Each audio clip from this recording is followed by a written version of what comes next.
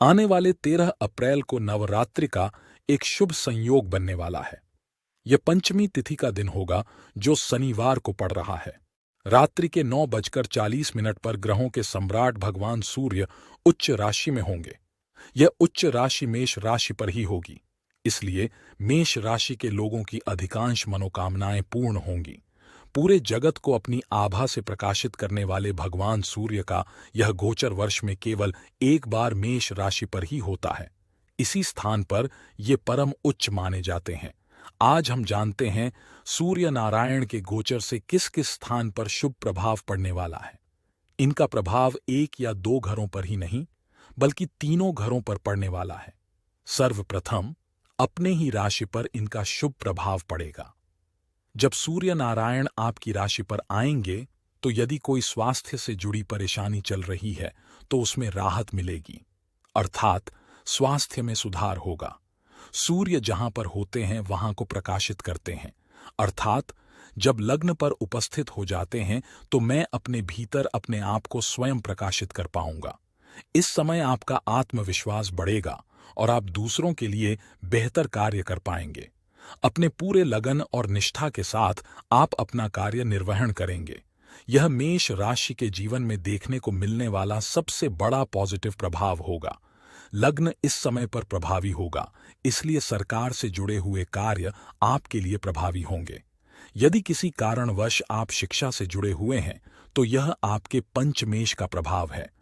पंचम भाव के स्वामी सूर्य के कारण आप विद्यार्थियों को सफलता की ऊंचाइयों तक पहुंचाने में सक्षम होते हैं।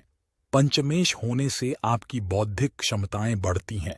जब भी कोई निर्णय लेना होता है तब तक सफलता नहीं मिलती जब तक कि उसमें सूर्य का प्रभाव न हो, क्योंकि सूर्य को आत्मा का कारक ग्रह माना गया है, अर्थात सूर्य भगवान ही आत्मा की आवाज को बाहर निकालते हैं, जिससे हमारी समस्याएं न सिर्फ हल होती हैं बल्कि हम उनमें सफल भी होते हैं।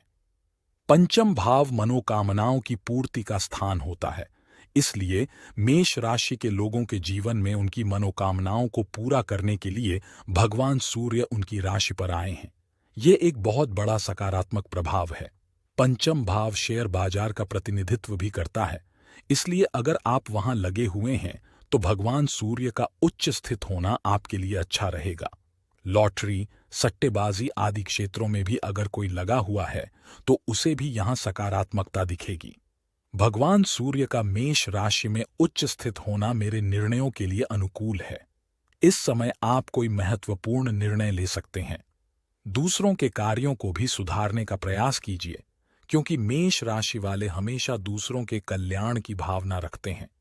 वे बड़ी जिम्मेदारियों का निर्वहन करने में माहिर होते हैं, इसीलिए सूर्य आपकी राशि में उच्च स्थित है। आप अपनी जिम्मेदारियों का निर्वहन कर पाएंगे।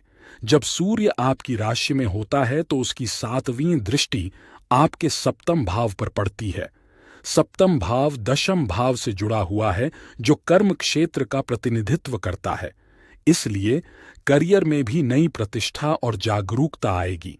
सूर्य की कृपा से आपको बड़े पद पर प्रमोशन मिल सकता है और कार्यक्षेत्र में विकास होगा। मुझे विवाह के लिए कोई सहायक परिस्थितियां चाहिए। भगवान सूर्य स्वयं सप्तम भाव में स्थित हैं, जो विवाह से संबंधित है।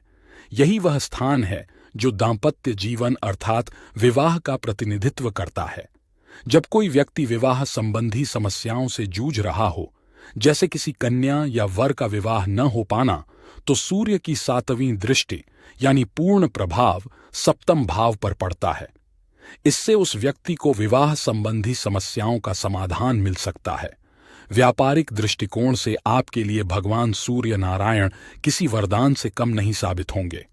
मेष राशि के भाग्य देवता होने के नाते इस समय आपके भाग्य में वृद्धि होगी, क्योंकि देवगुरु बृहस्पति मेष राशि पर अर्थात आपकी राशि पर स्थित हैं। भाग्येश और पंचमेश के राशि पर स्थित होने से एक विशिष्ट राजयोग बन रहा है, जिससे न केवल आपकी मनोकामनाएं पूरी होंगी बल्कि आपके भाग्य में भी वृद्धि होगी। भाग्य के स्वामी देवगुरु का प्रथम राशि मेष पर स्थित होना और सूर्य का सान्निध्य प्राप्त होना आपके लिए शुभ संकेत है। सूर्य यदि हमारी भाग्य विधाता हैं तो गुरु हमारा मार्गदर्शक हैं।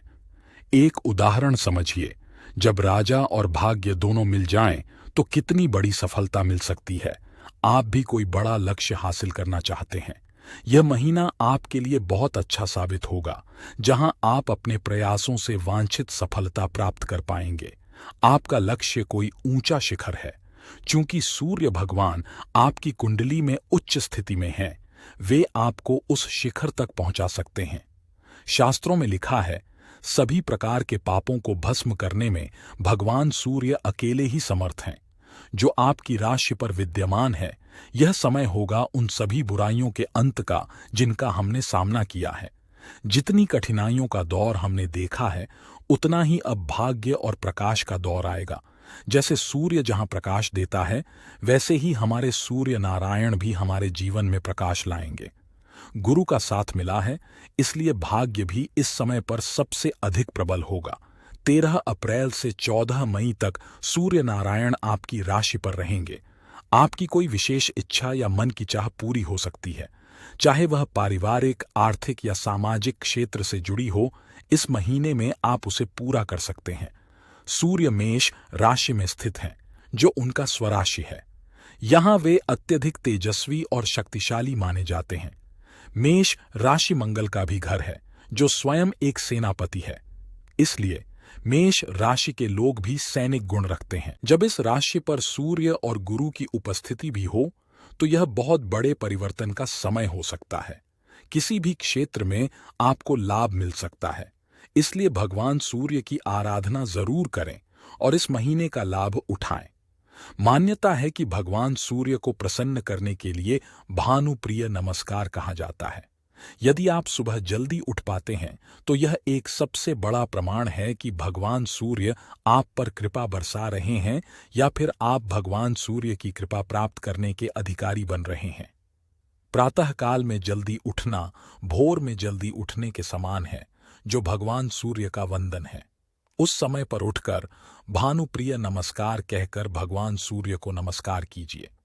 स्नान करने के बाद जिस प्रकार भगवान शंकर जी को एक लोटा जल अर्पित किया जाता है, उसी प्रकार भगवान सूर्य देवता को देखते हुए भी एक लोटा जल अर्पण करना आपके जीवन को परिवर्तित कर सकता है।